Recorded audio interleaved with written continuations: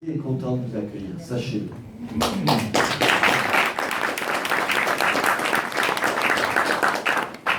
Eh bien, je veux d'abord remercier la mairie parce que je pense que c'est très très important de savoir et de faire connaître la vérité sur M. Trump, qui est maintenant président Trump. Je connais Donald Trump depuis 28 ans. Donc, je vais vous parler très précisément de l'homme. Je ne vais pas vous parler trop de l'homme politique, parce que M. Mitchell le fera, mais je vais vous parler de l'homme en général. Je l'ai rencontré il y a 28 ans sur un site de construction où il était en train de travailler avec ses ouvriers. Il était déjà, oui, bien sûr, connu en tant que, disons, real estate, ce qu'on appelle l'immobilier. Mais c'était l'homme qui travaillait, qui prenait la pelle, qui avait le chapeau. Et alors, je suis arrivée ici parce que nous avions un représentant d'Europe qui voulait acheter un appartement au 30e étage. Le building était en construction et M. Donald Trump était là, bien sûr, avec ses ouvriers en train de travailler. J'ai demandé à faire visiter, et c'est ce qu'on peut voir, ce building. Il me dit, ah, bien sûr, il n'y a pas de problème, on va monter. Ah oui, on va monter. Il n'y avait pas d'ascenseur. Bon, l'ascenseur, c'était, je ne sais pas si vous savez, mais c'est des trucs de construction qui étaient à l'extérieur, sur les murs, et une planche, et trois petites ficelles autour, et trois personnes qui montent avec nous avec le chapeau, bien sûr. Vous, eh bien, écoutez, si vous n'avez jamais eu peur de votre vie, quand vous commencez à monter au 30e étage sur deux planches, vous avez les fourmis dans les jambes. Et après, quand vous arrivez, vous ne pouvez plus rien faire. Donc, on est monté jusque-là. Moi, je suis redescendue à pied avec mes chaussures dans les mains.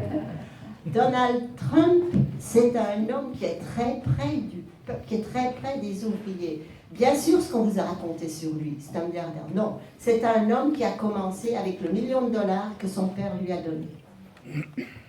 Et il l'a transformé, multiplié, grâce... Il a quelque chose de particulier, c'est qu'il sait extrêmement bien s'entourer de gens qui ont de la valeur. Il sait déléguer ses pouvoirs. Ce n'est pas un homme autoritaire qui va dire oui, oui, oui, oui. Non, il écoute tout le monde. Il a les oreilles ouvertes pour tout le monde. Et après, il fait sa décision. C'est aussi un homme qui travaille énormément. On n'arrive pas à construire des millions et des millions de dollars comme ça, avec le week-end et de 9h à 5h au bureau. Pas du tout.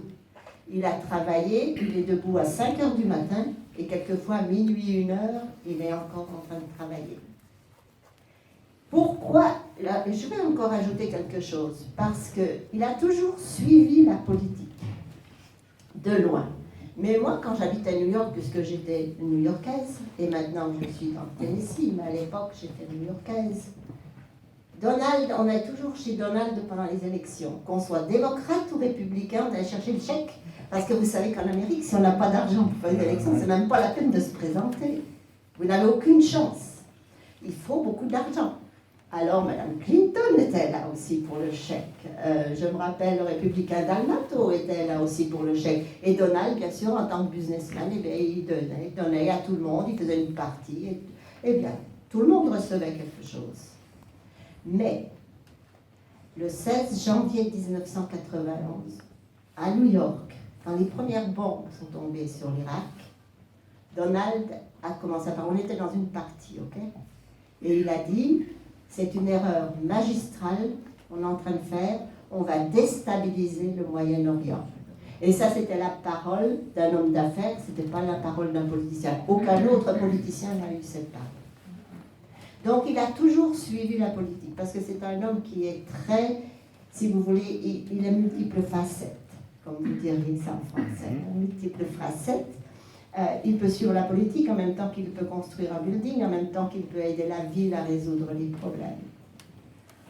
Donc, quand il a vu, depuis, disons, les Bush et Obama, qui a été la cerise sur le gâteau, quand il a vu que l'Amérique tombait, il n'y a plus de travail, il y a beaucoup de chômage, les usines ferment, tout ce que vous voulez acheter vient de la Chine.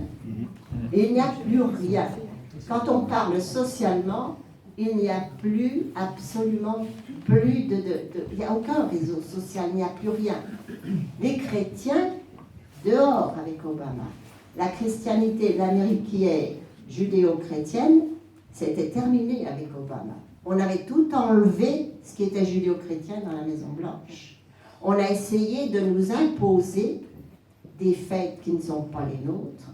On a essayé de nous imposer dans les écoles, la même chose, je crois, chez vous, d'avoir les repas halal, comme on appelle ça, et tout ça. Et on emmène nos enfants des écoles publiques dans les mosquées pour leur faire apprendre les prières. On a eu une certaine... Nous avons des gens vous connaissez les frères musulmans, Muslim Brotherhood, qui ont infiltré l'administration, le CIA, le FBI, tout est infiltré. Je vous en parle en connaissance de cause, parce que depuis 1998, j'étais moi-même... Je travaillais avec le FBI pour un informant, pour les prévenir que leur Twin Tower allait retomber. Personne n'a jamais écouté. Non, bien sûr. Donc, si vous voulez, Donald était très au courant de tout ça. Et il a vu, il s'est rendu compte que l'Amérique partait. Et comme il connaît bien tous les politiciens, Washington était très loin du peuple. Chaque élu à Washington ne pensait qu'une seule chose, s'en mettre plein les poches. Ok. Une fois qu'on avait passé le Potomac, alors là c'était le carnet de chèques. On a les mêmes ici. Vous avez la même chose, sur un autre niveau. Il a dit, je peux mieux faire, et il a décidé de se lancer là-dedans. Quand je l'ai vu arriver, c'était en Arizona, il est venu en Arizona, première fois faire son discours, je l'ai vu arriver, j'ai dit, tiens, Donald vient parler, est-ce qu'il va se lancer? Ben oui, il se lance. Et à ce moment-là, j'ai compris qu'il était là pour gagner. Et Donald est un homme qui ne perd jamais. Alors, since day one, comme on dit aux États-Unis, depuis le premier jour, je savais qu'il entrait dans la campagne pour gagner. Il a cassé toute la campagne électorale. Il a fait une campagne électorale, une campagne primaire tout à fait différente, dans laquelle moi je suis rentrée personnellement depuis le début. Nous avions la campagne officielle, et puis nous avions les campagnes parallèles, c'est-à-dire tous les groupes que nous avons formés. J'en ai formé plusieurs. J'ai fait les Working Mothers for Donald Trump. J'ai groupé des femmes dans chaque État. J'ai un chairwoman, un président, et qui regroupe à peu près, disons que j'ai à peu près 400 femmes dans tous les États qui sont des femmes leaders et qui regroupent, on a à peu près 2 000 à 3 000 personnes là qui travaillent, qui vont défendre le statut de la femme américaine qui travaille. Ensuite, je suis entrée avec les vétérans, parce que le grand problème était sur California, donc j'ai California Vétérans for Donald Trump, pour soutenir les anciens combattants. Et je suis rentrée directement sur Donald Trump en français pour essayer, d'ailleurs c'est sur Facebook, Donald Trump en français, pour essayer d'informer les pays de langue française de ce qui se passait réellement, de qui était l'homme. L'homme, c'est un père de famille, l'homme, c'est un travailleur, l'homme, c'est un chrétien. Avant tout, il faut bien savoir que Donald Trump est en train de défendre la chrétienté et les valeurs de l'Occident.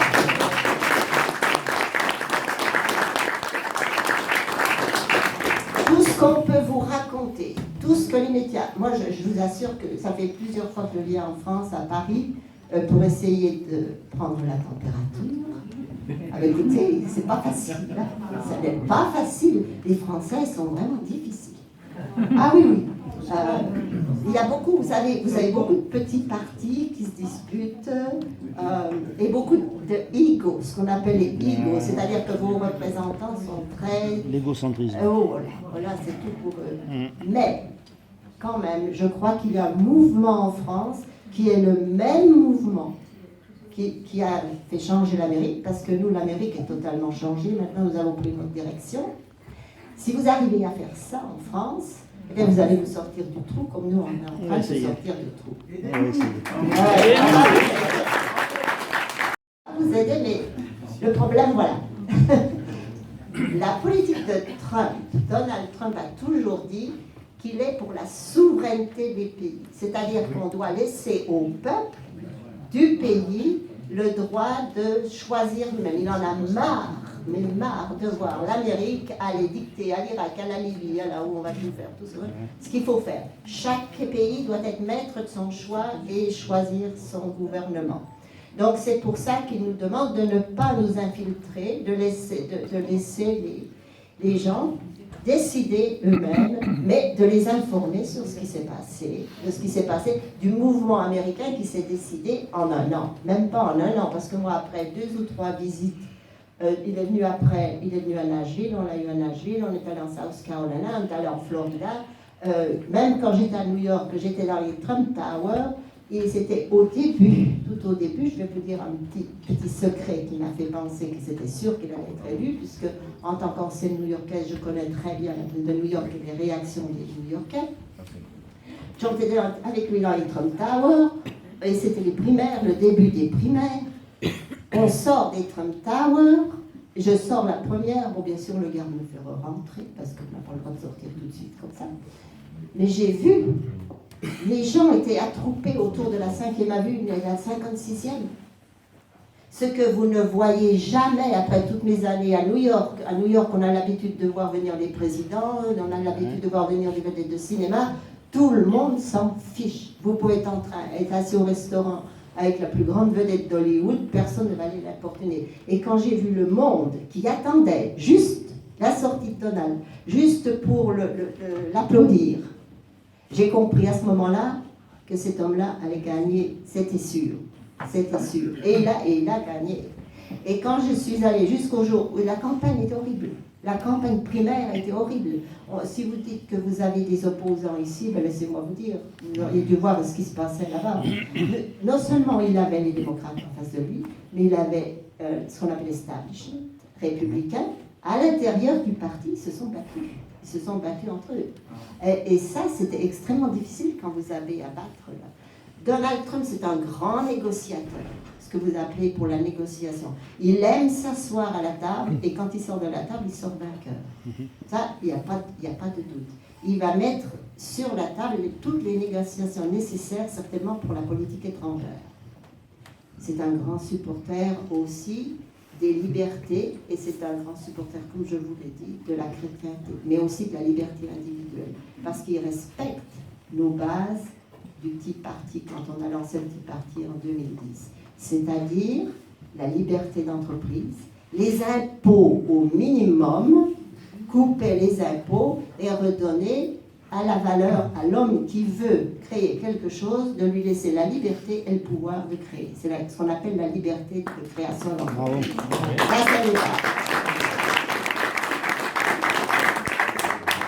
Ici en France, vous avez beaucoup de problèmes. Je pense que les problèmes viennent parce que vous êtes trop taxés. Il y a trop d'impôts. Il y a beaucoup trop d'impôts. Il y a beaucoup trop de formalités. Remplissez tous ces papiers, tout ça. Sécurité sociale. Bon, tout ça, c'est à vous. Vous payez tous ensemble. C'est pour faire sauter les radars qu'on a le plus de problèmes, mais on va y arriver aussi. Vous allez y arriver aussi. On va y arriver. Et vous allez y arriver aussi. Donc, si vous voulez, avec Donald Trump, l'homme dont vous dites qui est les femmes. Il y a eu problème avec les femmes. Ben non, je vous en parle. On a les mêmes ici. Quand vous êtes, mais c'est pas vrai. C'est faux. Cet homme-là n'est jamais. Ça fait depuis 35 ans qu'il était multimillionnaire. Vous savez, aux États-Unis, c'est très facile lorsque vous avez ce qu'on appelle sexual harassment. Vous allez au tribunal et vous touchez des millions. Okay? Pendant toutes ces années où il était multimillionnaire, il n'a pas eu une seule femme qu'il a emmenée au tribunal. Mais bien sûr, qu'est-ce qui s'est passé? Toutes les femmes sont après lui. Les femmes américaines sont différentes des femmes françaises, ok? Toutes les femmes étaient après lui. Il en avait marre. Il en avait assez. Il n'en pouvait plus. Alors une fois, il est avec ses copains dans un petit camion, et il leur a dit gentiment, il a dit, j'en ai par-dessus la tête. Bon, c'est normal. Mais il a choisi. Il était marié avec Ivana pendant des années. Ils ont 3 enfants. Je fais ces 3 enfants. Les 3 enfants sont élevés très strict et très très bien. Parce qu'alors je raconte tout de A à Z. Et la vérité, c'est toujours la vérité. Toujours exactement ce qui se passe. Je vais passer la parole à Frank Mitchell. Alors, Frank Mitchell, il vient de Tennessee, maintenant, comme moi. Et c'est un historien, un écrivain, et il ne connaît pas Donald Trump, mais il a suivi, si vous voulez, la politique et on va dire, le thème de la campagne. Et il a cherché et recherché, et il a trouvé que Donald Trump faisait partie de ceux qui défendaient les bases de la Constitution américaine. Parce que la Constitution américaine, c'est un tout petit bouquin comme ça, qui a permis aux États-Unis de devenir la première puissance mondiale. Maintenant, de plus en plus, on s'est éloigné de ces constitutions. Quant au gamin, ça en est servi comme papier de toilette. Donc, c'est terminé. Donc, il faut revenir à la Constitution. L'Amérique est faite de différentes nationalités. L'Amérique, c'est un pays d'immigrants. Mais c'est un pays d'immigrants qui ont une même base. Et cette base, c'est la Constitution. Et quand vous cassez les lois, vous devez être puni. Ça, si vous voulez, c'est la seule chose qui est ça. Donc, M. Mitchell s'est aperçu que Donald Trump avait une liaison très profonde avec la Constitution. Il est aussi très lié avec la politique de Ronald Reagan. Deux mots sur Ronald Reagan, parce qu'on a même le thème de la Russie. Ronald Reagan était un chrétien, et Ronald Reagan s'est battu contre le communisme. Il ne s'est pas battu contre le peuple russe, il s'est battu contre l'idée du communisme. Ça fait une très grande différence, et il a gagné.